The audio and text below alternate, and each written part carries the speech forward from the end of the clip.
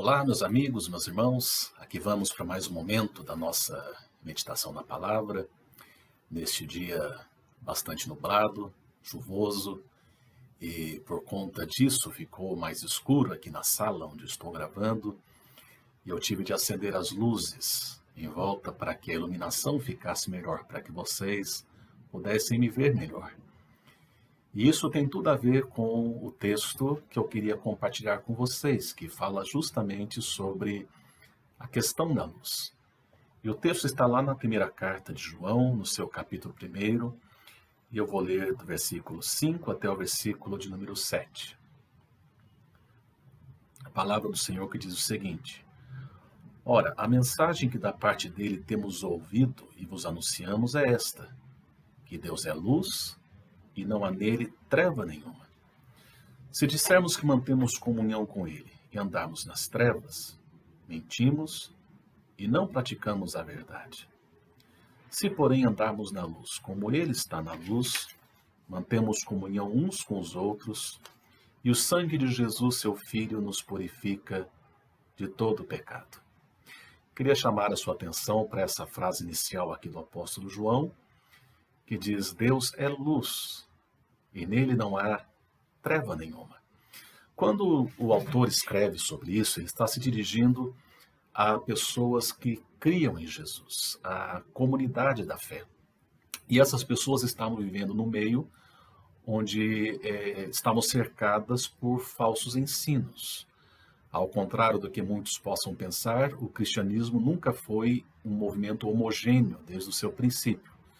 Pelo contrário, você vai encontrar várias vertentes, várias linhas de interpretação distorcidas já desde o seu princípio. E um dos movimentos mais contundentes ao qual João está se referindo aqui, o está combatendo, é o movimento do gnosticismo, que justamente utilizava a linguagem da luz. Não é o caso aqui de eu estar explicando, mas basicamente eles diziam que você obtinha a sua salvação e o conhecimento através do gnosis, do conhecimento. E eles usam então muito a figura da luz. Aliás, luz e trevas fazem parte do vocabulário bíblico. Não é algo que surge apenas aqui, é algo até parte do vocabulário universal religioso, na verdade. E quando você vai para as Escrituras, por exemplo, no Antigo Testamento, em Isaías capítulo 9, versículo 2, você encontra um dos textos que se refere à luz. O povo que andava em trevas viu grande luz, que está se referindo àquele que viria, que é Jesus Cristo. Também no conhecido Salmo 27, versículo 1, eu frequentemente me reporto a este salmo, que diz: O Senhor é minha luz e a minha salvação. Então não é uma linguagem nova, desconhecida do apóstolo João, mas o fato é que ele atribui este ensino a Jesus Cristo. Ele está dizendo, em determinado momento, que aquilo que da parte dele nós ouvimos, nós estamos transmitindo para vocês. Então, Jesus utilizou, de fato, muitas vezes essa linguagem da luz. Você deve se lembrar, por exemplo, que numa das afirmações a respeito de si, ele diz em certa ocasião: eu sou a luz do mundo. Então, esta frase do versículo número 5 é, de uma certa forma, um breve resumo daquilo que Jesus ensinou a respeito da luz. Aliás, essa figura da luz ela é bastante apropriada para falar a respeito de Deus. E eu queria então pensar aqui em dois pontos relacionados a esta questão. Em primeiro lugar, a gente verifica que luz tem a ver com a verdade, está relacionado com a verdade. Intelectualmente falando, luz tem a ver com a verdade. O oposto da luz, você sabe disso, são as trevas. E o que está dizendo então João quando afirma que Deus é luz, é que Deus é a verdade. Você também deve estar lembrado que, outra ocasião, Jesus se refere a si mesmo, João capítulo 14, como o caminho, a verdade e a vida.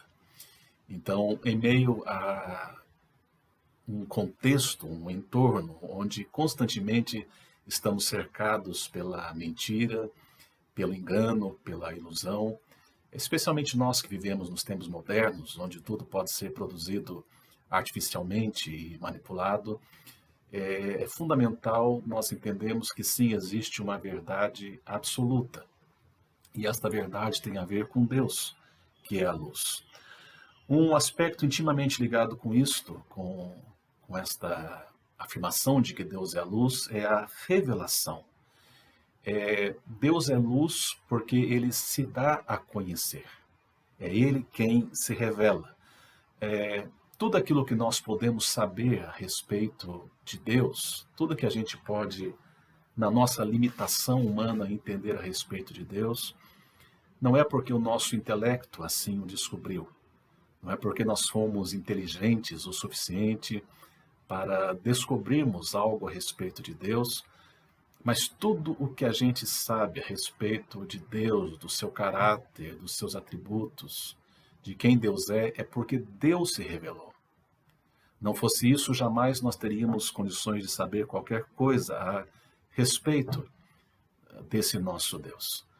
Você sabe que a luz ela jamais passa desapercebida, né? Quando você está no meio da escuridão, se acende, ainda que seja um palito de fósforo, essa luz se torna visível. Nós aí que andamos nos sítios à noite, sabemos, por exemplo, dos vagalumes, né? Às vezes um vagalume que seja, mas no meio das trevas, no caminho que você estava passando, quem sabe, ele acaba se destacando. Então, Deus também se destacou e nós pudemos, de alguma forma, enxergá-lo e saber a respeito dele, porque ele se revelou. Foi ele quem se mostrou. E diz aqui no mesmo versículo 5 que nele não há treva nenhuma. Fica excluído, portanto, qualquer possibilidade de que haja trevas no meio da luz. E quando eu falo isso, isso não quer dizer que Deus se revela por completo. A gente não sabe tudo a respeito de Deus. Deus não revelou tudo. Sobretudo, Deus se revelou na pessoa de Jesus Cristo. De tal forma que, se eu quero saber quem é Deus, eu tenho que olhar, acima de tudo, para o Deus encarnado, para o Deus que se revelou na pessoa de Jesus. Você quer saber quais são as coisas que Deus enfatiza, quais são as suas prioridades? Olhe para Jesus. Você quer saber quais são os temas que de fato importam a Deus? Olhe para os discursos de Jesus. Você quer saber quais são as pessoas com as quais Deus se relaciona e se aproxima com muita tranquilidade, aquelas às quais ele resiste? Olhe para Jesus, leia os evangelhos. Então a gente sabe muito a respeito de Deus, mais do que somente pela Escritura. Acima de tudo, a gente sabe pela encarnação do Verbo, pelas ações, pelas palavras, pelo jeito de ser de Jesus Cristo. Mas ainda assim, Deus não se revelou por completo, né? Ele se dá a conhecer, mas ao mesmo tempo o nosso Deus permanece misterioso. Deus é mistério. Deus é mistério. Por isso que muitas vezes nós não entendemos o seu agir. Ele mesmo diz, os meus pensamentos não são os pensamentos de vocês, os meus caminhos não são os caminhos de vocês. Ele é mistério, ele não se revelou todo. Diz 1 Coríntios capítulo 13, Paulo diz que naquele dia, quando estivermos na presença do Senhor, então eu conhecerei como também sou conhecido, assim como Deus me conhece. Mas enquanto esse dia não chega, Deus, ele se revelou, mas ele não se revelou totalmente. E isso, o fato de que ele não seja inteiramente conhecido, não tem a ver com haver algo tenebroso em Deus. O que em Deus está oculto na sua própria luz. Mais ou menos como quando você olha para o sol, Você não deve fazer isso, olhar diretamente para o sol. A gente coloca às vezes aqueles filtros, né, para dar uma olhadinha nos eclipses, mas você sabe que a gente é iluminado pelo sol, desfruta da sua luz, mas a gente não consegue ver tudo no sol. Mas aquilo que está oculto no sol não está oculto pelas trevas, mas está oculto pela sua própria luz. Deus é sublime, Deus é completamente impossível que nós o conheçamos plenamente dentro da nossa condição humana. Não porque nele existam trevas, mas porque as trevas estão em nós. É porque nós fomos afetados pelo pecado. Ninguém jamais viu a Deus, diz a Bíblia. Como aquele hino que nós cantamos, nem Adão chegou a vê-lo antes mesmo de pecar. Mas naquele dia nós o conheceremos. Um outro aspecto importante de ressaltarmos aqui, queridos, é que a luz, ela é revelatória. Ela não apenas revela Deus, mas ela revela aquilo que está à sua volta. Ou seja, a luz, ela não revela apenas a si mesmo, nós podemos enxergá-la no meio da escuridão, mas a luz, ela revela aquilo que está à sua volta e, evidentemente, quanto mais intensa essa luz, mais revelatória ela se faz. E assim também acontece com a luz de Deus. Primeiro que essa luz de Deus, ela revela a nós mesmos. É a sua luz que nos faz compreendermos quem nós somos. Quem nunca viu a luz não sabe que vive em trevas. Esses dias atrás, uma prima minha muito querida de São Paulo compartilhou comigo a respeito de um cachorrinho que eles adotaram. O filho dela queria um cachorrinho há muito tempo, e até que ofereceram para ela: olha, nós temos aqui um cachorrinho cego, interessa para vocês?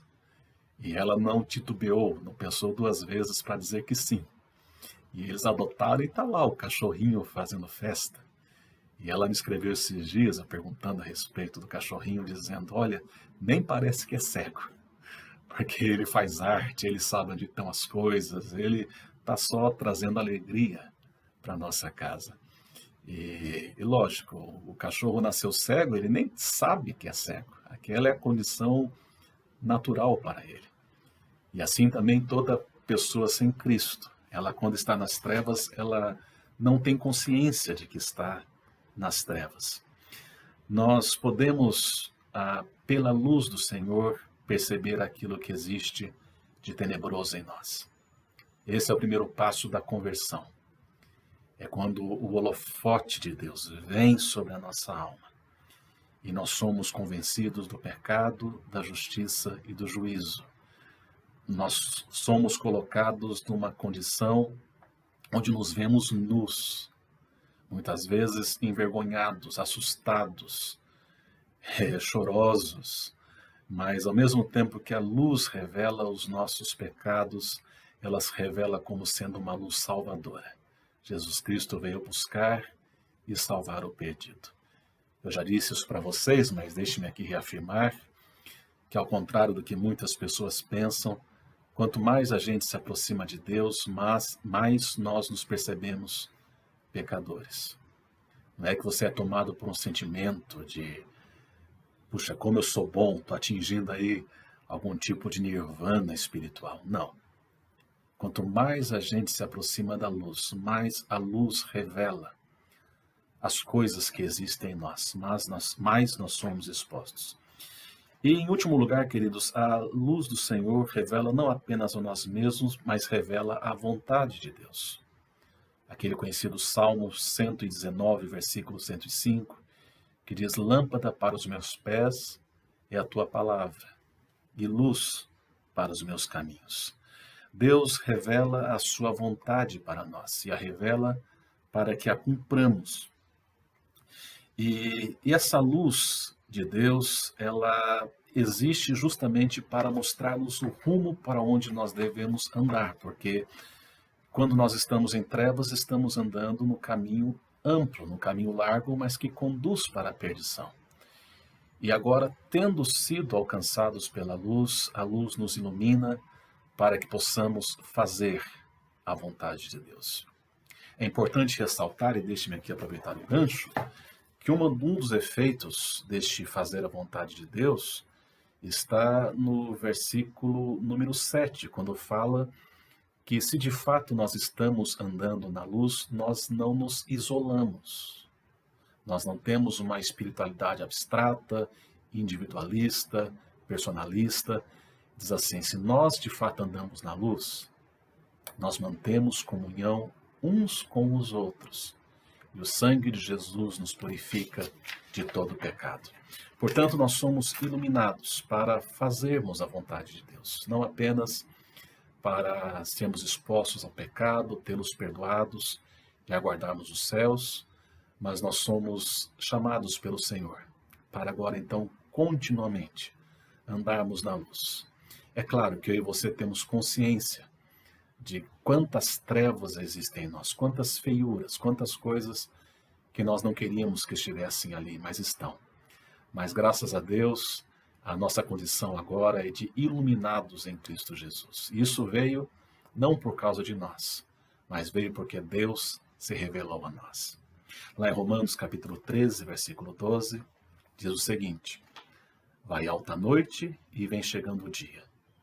Deixemos, pois, as obras das trevas e revistamo-nos das armas da luz. Que o Senhor, que é essa luz toda poderosa, Jesus Cristo, a luz do mundo, ilumine as nossas vidas e nos ajude a caminharmos na luz. Que Deus assim nos abençoe e nos ajude. Em nome de Jesus.